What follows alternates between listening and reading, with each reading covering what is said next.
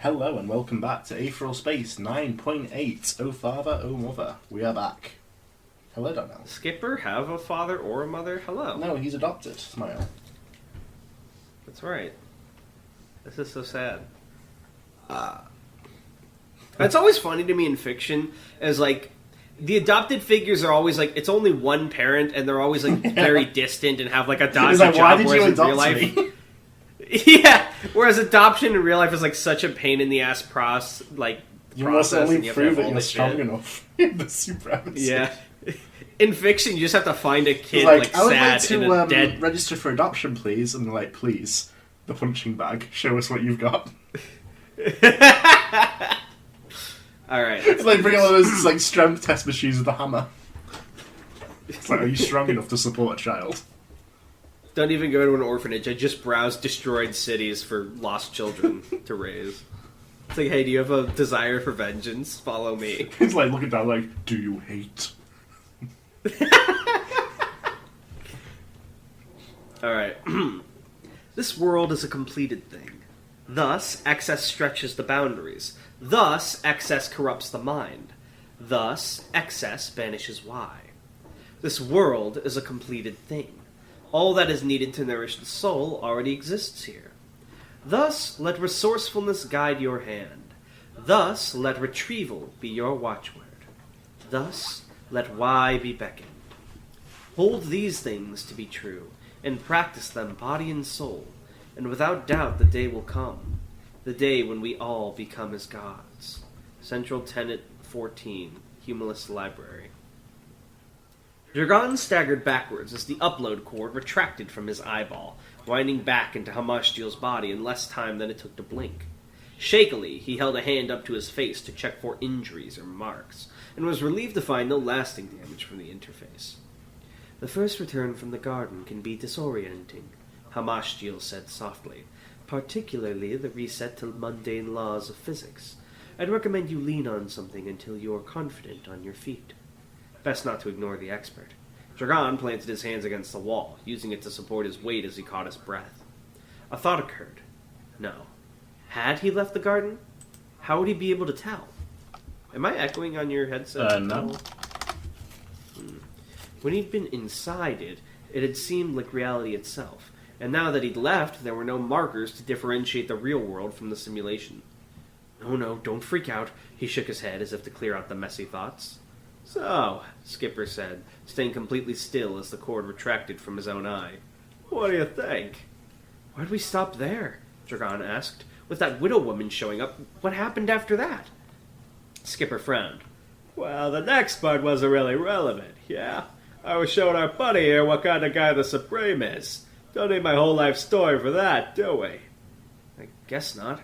Speaking of which... Skipper turned back to the spherical Hamashtiel, hands on his hips. I'll ask again.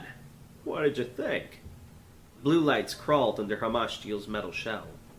It was an interesting story, to be sure, but I'm uncertain why this was supposed to change my mind. I am aware that the Supreme enjoys fighting. This is true for most people who rise to the top of the Supremacy's hierarchy. You have not provided new information. Skipper narrowed his eyes. That's all you got from it? You weren't paying attention. The Supreme's a guy who doesn't want to be bored. He's desperate not to be bored. Once he runs out of things to do in his own space, he'll turn to you guys. For the sport of it. Green lights radiated within Hamashtiel. Conjecture. He has not left his ship in nearly a decade. He is a man broken by his own overwhelming strength. He'll bounce back, Skipper fired off. He always does. You saw it. He'd sit there sulking for a while, then get up and find someone new to kill, yeah? What's he doing now? It's just longer sulking. If you think that makes you safe forever, you're an idiot. The slightest red blinking repeated within Hamashtiel, then blacked out. At any rate... Sorry, I lost my place on... At any rate, the Paradisus said slowly, deliberately, it is not my decision to make. I shall take your testimony to my superiors. But I wouldn't get my hopes up, working in customer service moment. Skipper didn't blink. Sure, do your best, pal. Dragon pushed himself off the wall. and felt glass crunch under his foot. He looked down and saw the remains of the videograph screen they'd smashed before going into the garden. "By the by," Hamastio said mildly, "there will also be a bill for repairs. It will be with you presently." Musashi kept low as he prowled across the rooftops, blade in his hand. The weapon he'd been provided by lions was no luminescence, but it would serve. In terms of shape, it was more like a machete than the sword he'd previously used, and the black metal it was constructed from was a stark contrast to luminescence's radiance. But it was sharp enough to kill. In the end, that was all that really mattered. He'd been provided new gear beyond that by lions as well. The dark coat he wore— No! Punish Musashi! He has a new fit! Are you going to draw the new fit? At the end. It's always at the end I draw things. The dark coat he wore, strapped right around his torso, was well armored. Even without Aether, the material alone would suffice to block a bullet or two. His boots, too, were designed to enhance his natural speed, responding to the impulses of his nervous system and bolstering them. Hopefully, even with his exhaustion, it would provide the edge he needed to match the challenges ahead. Hang on, I'm about to sneeze. You better not. Don't stop! Sorry. You fucker. Cut that out of the video, please. No, well, let's cut that out of the video. He doesn't edit these. He will. We're doomed. This sector of the menagerie's temporary city, constructed from vehicles and smaller ships docking into each other, was garishly lit, holographic advertisements and signs scrolling through the air. His eyes focused on one in particular, the Ready Port, a small hole in the wall on the second floor of the complex. Apparently, Mila Green had booked a table there for the next hour. When she came to honor that appointment, that would be their chance to grab her. "Are you ready?" Musashi muttered. Even without looking, he knew his coworker was beside him. Olga moved without sound, neither footstep nor breath. Neither footstep, I assume that's nor. Yeah, right? you were right the first time. And even her audacious scarf did not trail against the floor. Instead, it waved higher up in the air like a snake, the end swaying beside her head. It was doubtless some kind of Aether armament. Hey, they're back! It's weird, every time Darnell complains something's been gone a while, it comes back. That's crazy. Huh. Wow, it's like he's in my head. Slowly, her eyes fixed on the Ready Port. The guy who writes this must be real smart.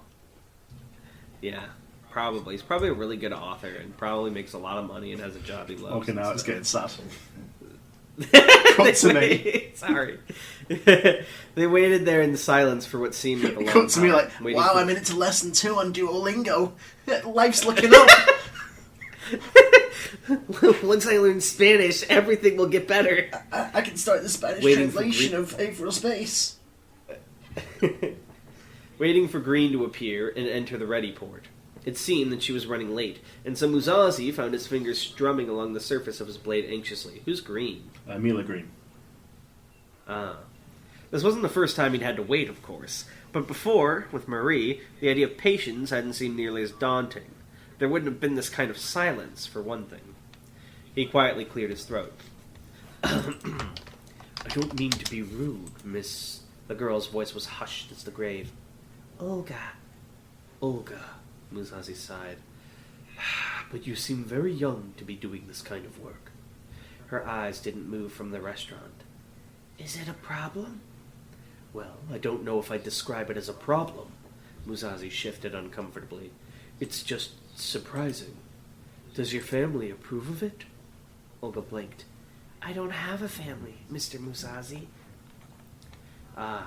He'd chosen his words poorly. Musashi swallowed down the awkwardness. "My apologies. I didn't mean to..." "When I go to the part of my head where there should be a mother or a father," Olga continued, one hand stroking the length of her flexile scarf, "there's only the supremacy. It feeds me, clothes me, and teaches me how to be a human. I guess that's what my family is, if you want to know. So they do approve, I guess." There was no resentment in her tone, only a statement of fact. And even Musashi could see she was telling nothing but the truth. Almost. Dragon's newest enemy has arrived, Musashi. Yeah, I was about to say Musashi, I don't know if he's so good at telling the truth since he thought Dragon was such a loyal soldier. That's why it's even Musashi. Interesting way of looking at it.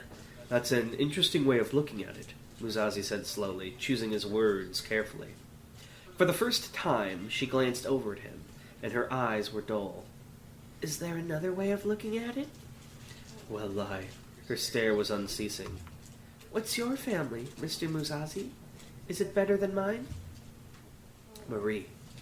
For a second, her face rose to the surface of Musashi's mind, before he forcefully pushed her back down. He knew that if he thought of her too long, his knees would buckle beneath him. Apart from her, when it came to family, there was a sword glinting in the moonlight, gone. A pride in his rank and skill, empty. A drive to regain his honor, hollow. A brood of absences.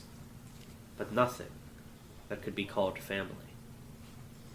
In the end, Musashi did not answer Olga's question, and Olga seemed to accept that. Instead, her body stiffened as her eyes locked onto a single face in the crowd below, the end of her scarf warping into the shape of a taloned hand. No, Musashi ordered, raising a hand. We wait until she enters. She won't enter, Olga interrupted. People are coming out to meet her. She pointed down with a finger of fabric. She was right, and Musashi realized it the moment he looked ahead of Green in the crowd. 3 men were emerging from the ready port, doing their best to look inconspicuous, but the shapes of concealed weapons beneath their clothing was unmistakable. A bearded man with a red beret and sunglasses held up the group, while the other 2 wore patchwork humanist robes. The bearded man nodded to Green as they met in the ocean of the crowd. Hired guns, Musashi mused. Or maybe other humanists? The cloaks would suggest the latter, but something seems off. She knows them, Olga muttered. Definitely. What do we do?